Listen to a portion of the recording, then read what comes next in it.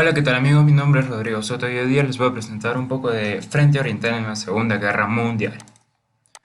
Bueno, todo esto empezó en 1941 con la Operación Barbarroja.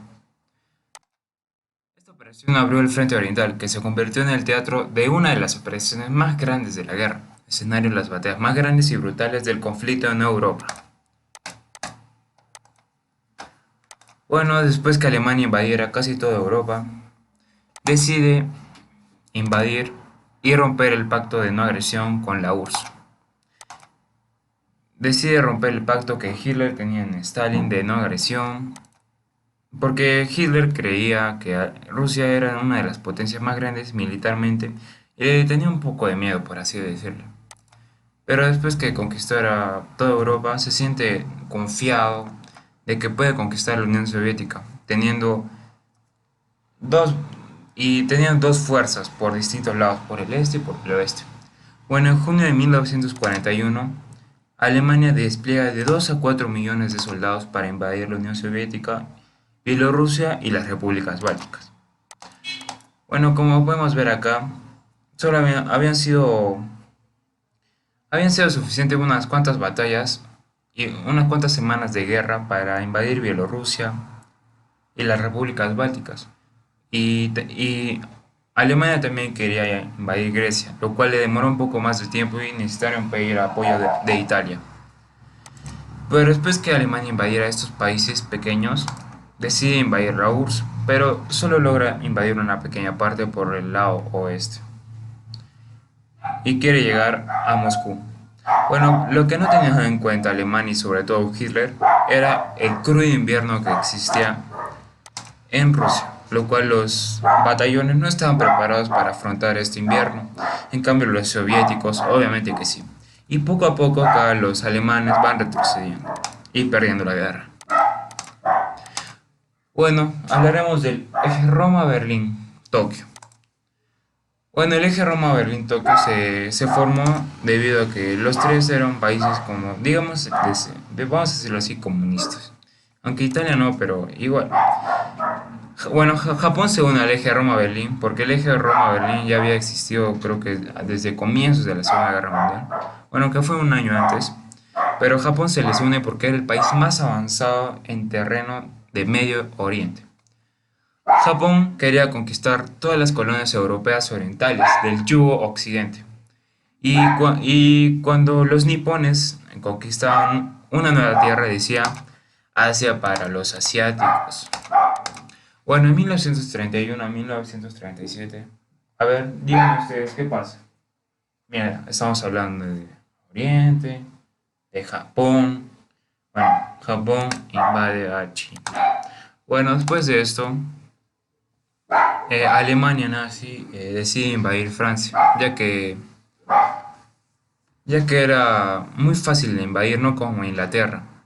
Inglaterra en su zona peninsular era muy difícil porque estaba rodeado del océano y llegar por el océano era recontra tranca. Cambio Alemania era el blanco fácil, terrestre, aéreo, también podía ir por el océano. Y deciden invadir Francia, pero Francia le pide un armisticio, que es como el perdón de dos países cuando están en guerra y no deciden atacarse.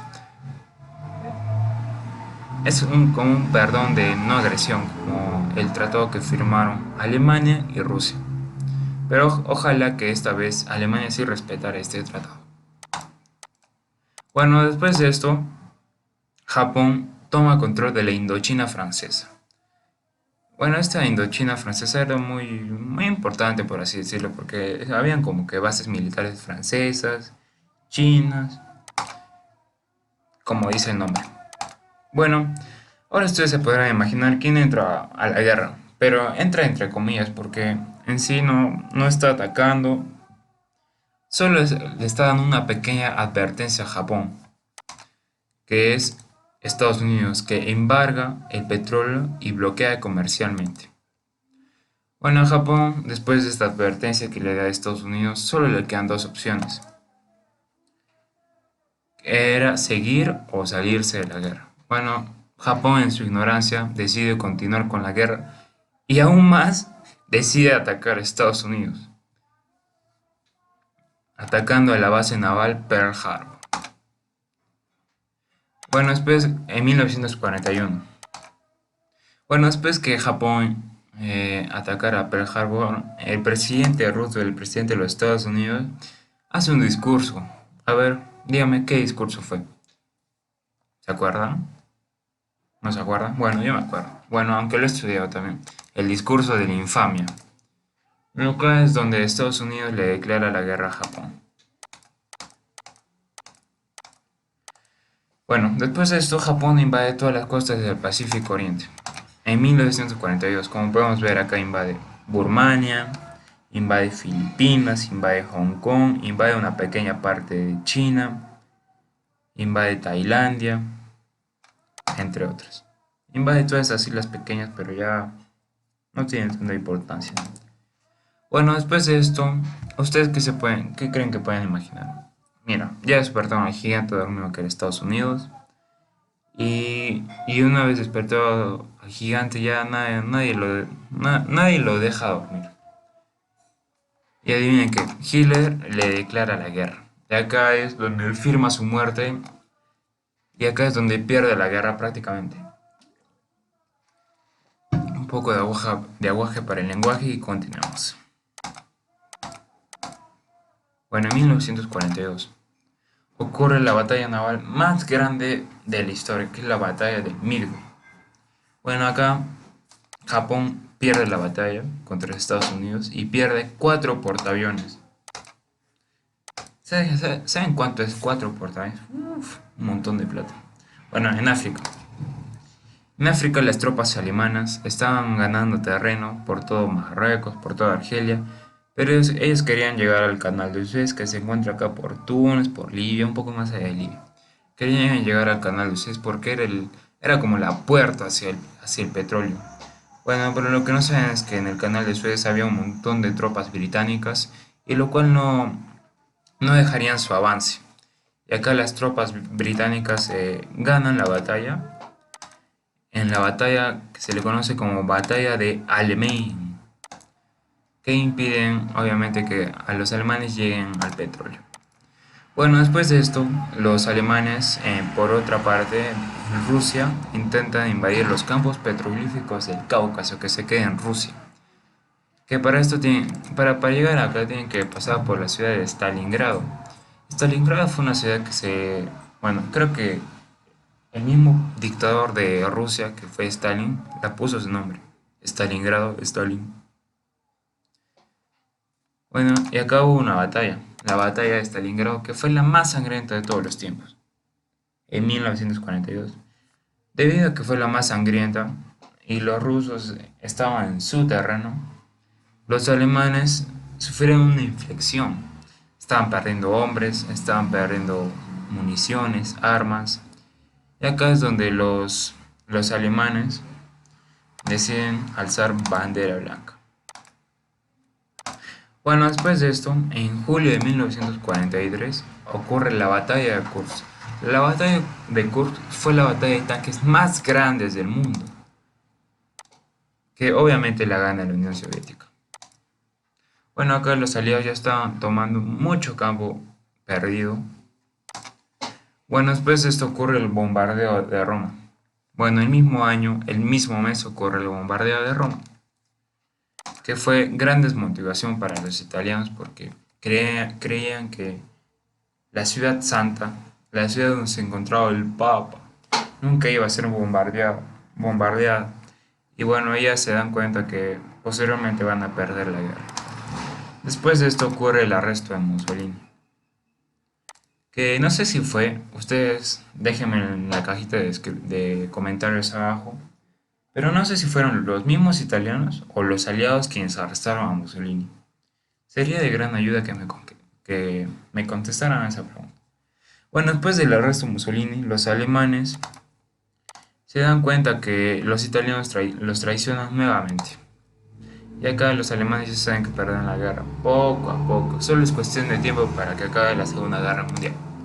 Bueno, el 4 de junio de 1944, los aliados llegaron a Roma y la liberaron, ya que habían arrestado el jefe del fascismo, que fue Mussolini, pudieron avanzar libremente, con poco esfuerzo, a Roma y la liberaron. El 6 de junio de 1944 ocurre el desembarco de Normandía. Bueno, les hablaré un poco de eso, un poquito más, porque esa es otra historia. El desembarco de Normandía fue una operación recontra, pero recontra calculada por los tres jefes de Estado de los aliados. Que fue Roosevelt, el presidente de Estados Unidos, que fue Winston Churchill, el presidente de Inglaterra, que fue el dictador de Rusia, que fue Stalin.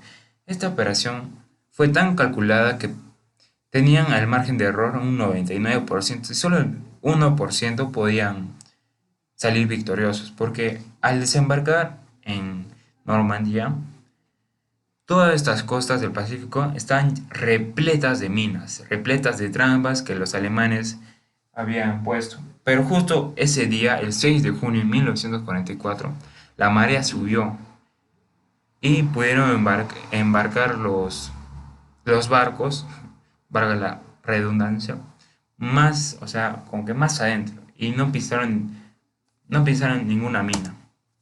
Bueno, pero esta es otra historia que si me dejan en los comentarios se las podría contar. Bueno, acá la victoria de los aliados se ve más, más firme. Los aliados ya van conquistando terreno por todo el mundo, bueno, por toda Europa. Ya van recuperando terreno por el oeste. Bueno, llegan a Francia, llegan a París y la liberan. Bueno, en enero de 1945 ya está acabando la guerra. ¿Qué ocurre? Que los soldados rojos, los soldados soviéticos llegan a Polonia. ¿Para qué? Para liberar a los judíos. Como ven ahí, Auschwitz fue un campo de concentración, fue el más grande de todos que hubo durante la Segunda Guerra Mundial. Ahí fue donde se quemaron, fue donde se masacraron, ahí fueron donde torturaron a todos los judíos. Bueno, esta es la imagen donde torturaron a tantos judíos inocentes. No era necesario y muchos consideraron a Hitler debido a que hizo esto como un animal. O sea, para que te consideren como un animal, o sea, no debes tener capacidad de raciocinio. Bueno, acá todo el mundo se enteran del holocausto judío. Hitler asesinó a más de 6 millones de judíos en toda la Segunda Guerra Mundial, lo cual era completamente innecesario porque al hacer esto perdió material, perdió recursos, dinero, perdió militares, un montón de cosas, lo cual solo su raciocinio animal lo, lo dejó. Bueno, después de esto ocurre el bombardeo de Dresde, que fue el mayor bombardeo de la población civil durante la guerra. Bueno, también acá los aliados no tuvieron un poco de, por así decirlo, de raciocinio, porque mataron también a gente inocente. Bueno, ya terminó la guerra, ocurre la batalla de Berlín, que fue la última de la batalla en Alemania, llevada a cabo por los soviéticos y por los aliados contra Alemania nazi, que Alemania nazi ya estaba muy debilitada, Hitler ya se iba a dar por vencido, y obviamente ganan la batalla los aliados. Bueno, después de esto ocurre el fusilamiento de Mussolini, los aliados fusilan a Mussolini, tremendo dictador, animal, y acá ocurre el suicidio de Hitler, lo que muchos esperaban, tal vez otros no, pero Hitler se rinde y se suicida como un completo cobarde. Bueno, ya había acabado toda la guerra por Europa, pero por Asia todavía sigue la guerra entre dos grandes potencias, bueno, Estados Unidos y Japón. Para que ya termine esta guerra, Estados Unidos le pide uno de los genios más grandes de la historia, que fue Einstein. Einstein fabrica bombas atómicas para Estados Unidos. Y Estados Unidos, para ya culminar con esta guerra, ya estaba aburrido Estados Unidos de todo esto. Despliega dos bombas atómicas en Hiroshima y Nagasaki. Y acá es donde Japón se rinde finalmente y acaba la guerra. Bueno, pero sin antes decirle, Einstein fue un gran intermediario en la Segunda Guerra Mundial porque Hitler lo había votado de su país porque creo que Einstein habitaba en Alemania, pero y Einstein le pudo fabricar dos bombas atómicas a Hitler, pero como Hitler lo votó de su país, no lo hizo y le fabricó a Estados Unidos. Bueno, hasta ahí eso es todo. Muchas gracias por su atención, espero que no se hayan dormido. Nos vemos en la próxima. Adiós.